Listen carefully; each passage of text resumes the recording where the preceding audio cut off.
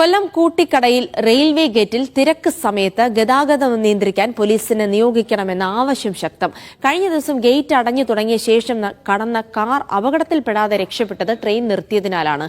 Railway മേൽപ്പാലം എന്നതാണ് ശാശ്വത പരിഹാരമെന്നും നാട്ടുകാർ പറയുന്നു.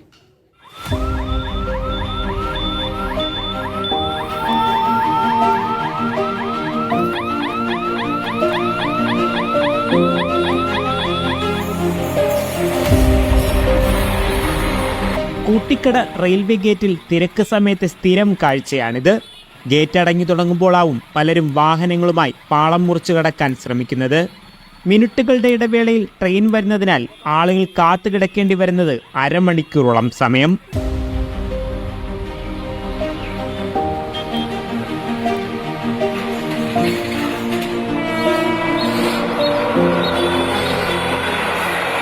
മണിക്കൂറുകളോളം ഇവിടെ കിടക്കുന്നു. 4 വണ്ടി 5 വണ്ടിയൊക്കെ പോകുന്നത് വരെ ഇവിടെ വെയിറ്റ് ചെയ്യേണ്ടത്. അത് നല്ല പൊരിയുന്ന വെയിലത്ത് ഞങ്ങളെപ്പോലുള്ള പ്രായം ചെന്നവരൊക്കെ വളരെ ബുദ്ധിമുട്ടാണ്. റെയിൽവേ ഗേറ്റ് കടന്ന് 4 റോഡുകളിലേക്കാണ് വാഹനങ്ങൾ പോകുന്നത്.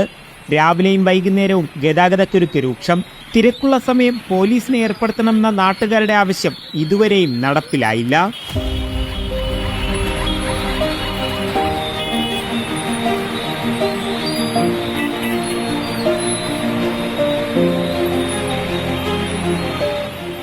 ഒരു പോംവഴി മാത്രമേ ഉള്ളൂ നമുക്ക് പറയാൻ.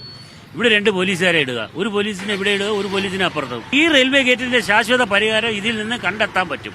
വാഹനങ്ങളെ നിയന്ത്രിച്ച് കടത്തിവിടാൻ പ്രദേശവാസികളും ഓട്ടോ തൊഴിലാളികളും ശ്രമിക്കുന്നത് പലപ്പോഴും തർക്കത്തിലേക്ക് നയിക്കും.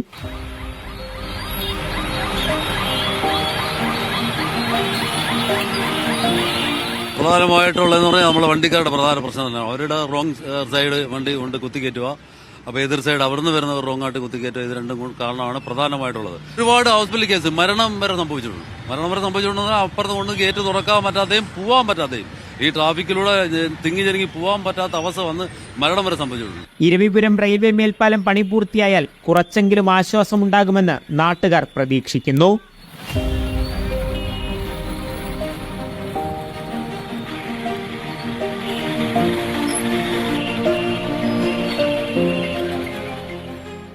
റെയിൽവേയുടെ നിയമങ്ങൾ അനുസരിക്കുക എന്നുള്ളതാണ് അപകടം ഒഴിവാക്കാനുള്ള ഏക വഴി. പക്ഷേ ആളുകളുടെ ദുരിതം അവസാനിക്കണമെന്നുണ്ടെങ്കിൽ ഒരു മേൽപ്പാലം തന്നെയാണ് അത്യാവശ്യം. കൊല്ലത്ത് നിന്ന് ക്യാമറ പേഴ്സൺ രതീഷ് മാടമ്പിശ്ശേലിനൊപ്പം ലിജോ റോളൻസ്, മീഡിയ 1.